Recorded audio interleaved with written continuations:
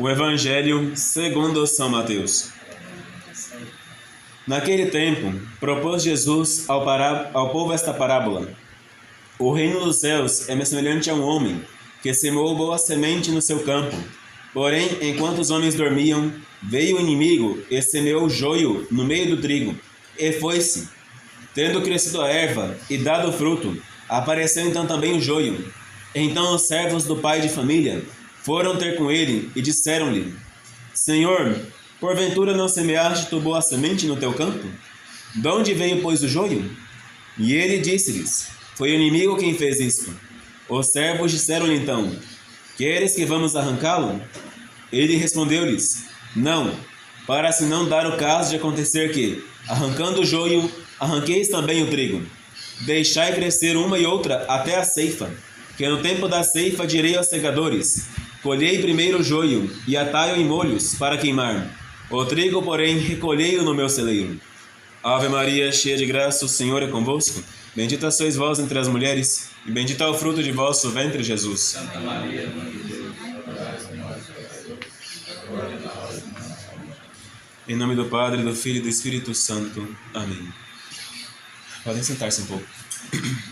Hoje, nós estamos neste domingo que nós trazemos para cá de novo outro domingo pós-Epifania, desta vez o quinto.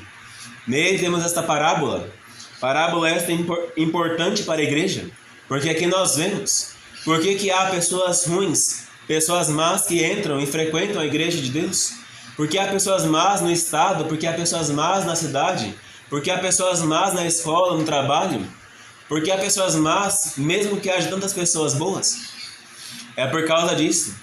Nosso Senhor, de fato, Ele somente semeou boas sementes. Ele somente plantou, ou seja, que Ele fez nascer bons homens. A sua criação toda é boa. O Gênesis nos diz isso. Tudo que Deus criou é bom. Fez-se tarde e manhã, foi o primeiro, foi o segundo dia, enfim, até o sexto. Nosso Senhor, tudo que criou foi bom e bem feito.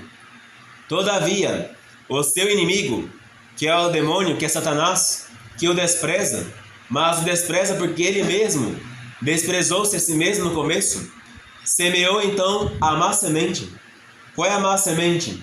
A má semente são os vícios, os pecados, o orgulho do homem, a impureza, a avareza, os maus costumes, as más práticas, as más modas, tudo aquilo que é ruim. Veio Satanás e semeou isso no coração dos homens. O primeiro homem a corromper-se não foi somente Adão, mas primeiramente foi Caim, porque Adão de fato corrompeu-se por causa da mulher que lhe foi dada, Eva. Todavia, fez penitência e Deus o queira, conseguiu a salvação, por isso chamado de Santo Patriarca.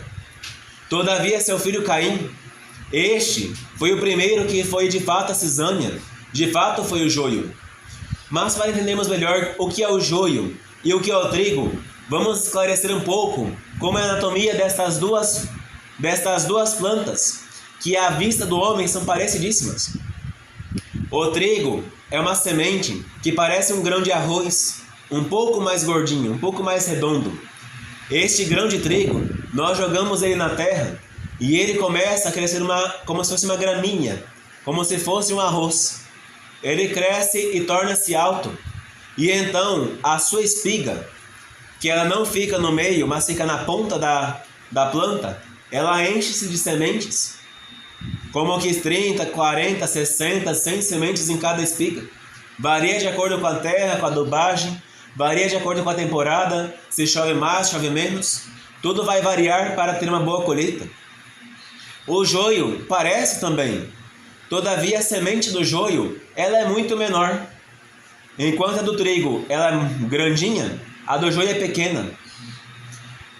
Mas, quando crescem as duas plantas, elas são muito parecidas. Por isso que o Senhor, o pai de família, ele diz: cuidado para não arrancar o joio, porque podeis danificar o trigo. Porque as duas plantas são parecidas. A diferença é mínima. E uma pessoa que não saiba de biologia, de ecologia, de não sei qual é a outra área que mexe com essa parte, não vai saber qual vai arrancar. E pode arrancar o trigo. Quando as duas crescem, as espigas são parecidas. Todavia, a espiga do joio, a maior dos botõezinhos estão vazios, não dão fruto. Os poucos frutos que dão, as poucas sementes de joio que nascem, eles são venenosos. E o homem que come, ele chega a morrer. Dê o joio para teu boi pastar, dê o joio para teu cabrito pastar, e ele fica envenenado. Se ele não morre, fica embriagado. Mas é mais fácil morrer. O trigo não. O trigo, o homem pode alimentar-se, o animal pode alimentar-se, todos podem comer, está tudo bem. Por isso que na parábola, Nosso Senhor manda, depois de colher, ceifar, separar o joio. Quando estão grandes, nós sabemos onde está o joio. Basta apertar a espiga. A espiga cheia é a do trigo. A espiga vazia, que tem muito volume, mas pouco conteúdo, é a do joio. Esta Nosso Senhor manda amarrar e jogar no fogo, para queimar. Pois bem, como nós podemos comparar isso com a vida humana? A vida humana, ela também é assim. As pessoas que são más, não são más muitas vezes porque praticam o mal. Elas são más muitas vezes porque não dão fruto. Na tribo de Caim, nos filhos de Caim, nós vemos disso. Caim é o verdadeiro joio, que foi a primeira cisânia, o primeiro filho da serpente. Caim, ele de fato era mau, matou seu irmão, depois começou a viver uma vida relaxada no mundo, praticou a impureza, enfim. Mas dentre seus filhos, que são a sua descendência, houveram homens que foram, entre aspas, ilustres, produziram matemática, música, enfim, algumas coisinhas. Todavia, não davam frutos bons. Não davam fruto nenhum, na verdade. Afora estes frutos humanos e perecíveis. É uma semente pequena, não dá para comer, muitas vezes envenena. Nós vemos que não basta somente para o cristão, não basta somente para um cidadão, ele não fazer mal. Ele tem que fazer o bem. A sua espiga tem que estar cheia, senão de qualquer jeito vai ser joio. O joio é uma espiga que muitas vezes está vazia. Tem espigas que estão muitas vezes vazias. E as poucas sementes que dão são tão pequenas e carunchadas que não servem para comer, não servem para plantar, só servem para ocupar espaço e para jogar no fogo, porque se dá para um bicho, o bicho morre. Nós temos que compreender isso. Não basta não fazer o mal, nós temos que fazer o bem. Não basta fugir do vício. Eu não matei, eu não roubei, eu não fiz isso, não fiz aquilo, sim. Mas o que fez de bem? No meu trabalho eu não fraudo, sim. Mas trabalha direito? Mas na minha vida em casa eu tenho meus filhos bons, eu cuido bem deles, trago comida para casa, sim. Mas educa-os cristamente? Na vida no convento, eu sou um monge, eu sou uma freira, mas eu faço ali, eu venho para o coro, rezo meus ofícios, rezo meu tercinho, faço meus trabalhos, sim. Mas tem pureza de intenção? Não basta não fazer o mal. Não basta seguir somente a regrinha. Nós temos que fazer a perfeição daquilo, a pureza de intenção. Nós temos que fazer tudo para agradar a Deus. Nós queremos ir para o celeiro, não queremos? Nós queremos ser o trigo que vai para o celeiro, que vai para o paraíso. Pois bem, comecemos a dar bons frutos. É claro, num convento, nós temos maiores chances de dar bons frutos. Porque aqui nós temos a regra que nos coloca no caminho certo, as horas de orações, a hora da missa sempre, todos os dias, com a comunhão mais frequente. E aqui podemos dar frutos maiores. Só que devemos também. Se nós estamos separados do mundo, temos que dar frutos melhores. Você que está em casa, você que está na sua família, eu não posso tantas vezes ir para a missa por causa do estudo, por causa do trabalho, por causa disso, por causa daquilo. E as minhas orações muitas vezes são corridas por causa disso, por causa daquilo, por causa dos filhos. Não sei o que acontece, sim. Mas é aquilo que eu falei no começo. O trigo, ele dá fruto de acordo com a condição em que foi posto. Se o trigo é colocado numa terra adubada, numa terra fértil, numa terra preparada por Deus para dar frutos, ele vai dar uma espiga mais cheia, mais bonita, mais repleta de frutos. Se ele está numa terra mais estéril, mais infértil, ela pode dar menos frutos. Todavia, ele tem que dar frutos. Se você está no mundo, vive no mundo, a terra que você está é infértil. É uma terra dolorosa. De fato, vai ser mais difícil colher algum fruto da sua espiga. Todavia, tem que fazer a tua parte. Cresça. Faça a sua parte. Pratique a virtude que podes praticar. Reze para conseguir aquelas que não consegues praticar por conta própria. Peça o orvalho da graça, porque afinal de contas, nosso Senhor, Ele orvalha a todos, de acordo com a necessidade e de acordo também com o que pede. Nós reparemos nas plantas. De novo o exemplo das plantas. Aqueles aqui que cuidam delas vão reparar nisso. Se nós temos uma árvore, uma frutífera, se nós temos uma flor em nossa casa, se nós estamos aguando ela cotidianamente, ela está sempre verdejante, muito bonita. Todavia, se nós deixamos de aguá-la, ela começa a pedir. Ela não pede com palavras muitas vezes. Ela começa a pedir murchando as suas flores caindo. Ela começa os galhos a caírem, a derriarem. O tronco começa a rachar. Nós vemos ali por aquela planta que nós necessitamos colocar água nela. Pois bem, nós temos que pedir a Deus a graça todos os dias. Seja pelo desejo implícito de praticar a virtude, que é a primeira parte, porque os desejos são os que movem os cristãos para o caminho do bem. Desejo para isso, desejo de praticar a virtude, e nosso Senhor vai começar a orvalhar um pouquinho. Todavia, nós temos boca, não somos plantas totalmente. A boca, ela fala, serve para falar. Nós temos pensamento.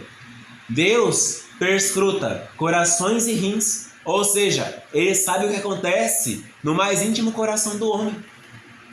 Peça. Não precisa ficar só murchinho, não. Reze a Deus e peça. Senhor, orvalhai-me com a vossa graça, para que eu possa fazer o bem.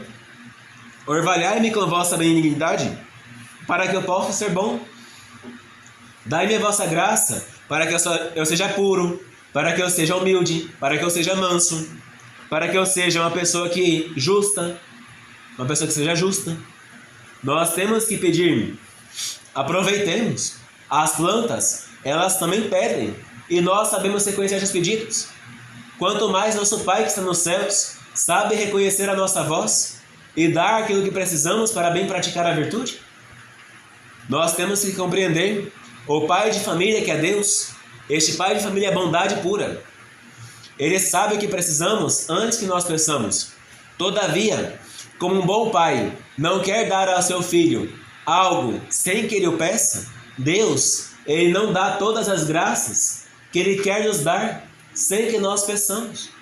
Porque Ele quer que nós tenhamos também a prática da humildade de reconhecer a nossa própria miséria e pedir a Ele a graça que precisamos. Este reconhecimento é o primeiro passo para uma vida de santidade. Eu quero ser santo. Pois bem, peça a Deus a graça de ser santo. É o primeiro passo. Pedir. Pedi e recebereis. Buscai e achareis. Batei e abrir-se-vos-á. Lembremos-nos agora, somente para encerrarmos este sermão, do exemplo de Santo André Avelino, ao santo que comemoramos hoje. Santo André Avelino, ele é um santo teatino, da ordem dos teatinos. No caso dele, ele é conhecido muito por causa da sua morte, que foi uma morte um pouco especial. Quando estava para rezar a missa, que começa aquele salmo, Introi badatare Dei, Adeum credetificati ventute mea, ele rezou a primeira vez, e tudo bem. Na segunda vez que rezou essa passagem, Introi badatare Dei, no meio do salmo, ele estava bem. Quando foi a terceira vez que ele disse Introi badatare Dei, ele de repente teve um surto apoplético, ou seja, teve um derrame, e caiu morto na mesma hora. A sua morte era conhecida porque ela foi a morte que ele dizia: entrarei no altar de Deus, e de fato entrou nos átrios de Deus. Santo André Avelino, ele fez um voto em sua vida. Claro, não peço aqui que ninguém faça esse voto, a não ser com bom conselho. Mas Santo André Avelino fez esse voto: Senhor, eu agora diante de vós faço um voto de buscar sempre o que for mais perfeito, de fazer sempre o que for mais agradável a vós. Se aparecerem para mim 1000 opções de fazer o bem, e uma delas for a mais perfeita de todas, eu farei esta. E assim Santo André Avelino cumpriu este voto durante toda a sua vida. Cada vez que apareciam várias opções para ele fazer o bem, ele buscava sempre aquele que era mais agradável a Deus, mesmo que com isso ele sofresse vários danos no corpo e várias coisas no espírito também, várias chagas morais. Assim, fazendo, ele conseguiu salvar a sua alma com grande êxito. Hoje a igreja proclama santo. Assim fazendo, ele salvou inúmeras almas, porque as almas viam seu exemplo, um exemplo de abnegação total, uma abnegação total mesmo, por causa que, reparem bem, quando nós queremos um bem, que é até um bem pequeno, quanto nós não sofremos para praticar aquele bem? Eu falo assim, em casa, um filho pequeno, ainda submisso a seus pais, ele fala assim: acordarei mais cedo um pouco, para começar meu dia mais cedo fazendo as minhas orações. E ele de fato começa o primeiro dia, começa o segundo, no terceiro dia sua mãe levanta da cama, levanta da rede, não importa, sai do quarto, vem para o quarto do filho e fala bem assim: vá dormir, agora é hora de dormir. E assim acaba com a oração do filho. Pois bem, assim acontece com coisas pequenas. Nós temos essa graça de praticar o bem sem atrelado a votos. Santo André ele tinha esse voto, nós não temos. Então façamos ao menos o bem menor de todos, que é o bem da graça de Deus. E assim fazendo, nós conseguiremos a recompensa no paraíso. O nosso trigo estará cheio de grãos, e na hora da colheita, os anjos de Deus que vierem nos colher levar-nos-ão para o celeiro, e ali nós estaremos recolhidos, junto com nosso Senhor, participando de seu banquete celestial, na graça do Cordeiro. Ave Maria Puríssima. Ave Maria, cheia de graça, o Senhor é convosco. Bendita sois vós entre as mulheres, e bendito é o fruto de vosso ventre, Jesus.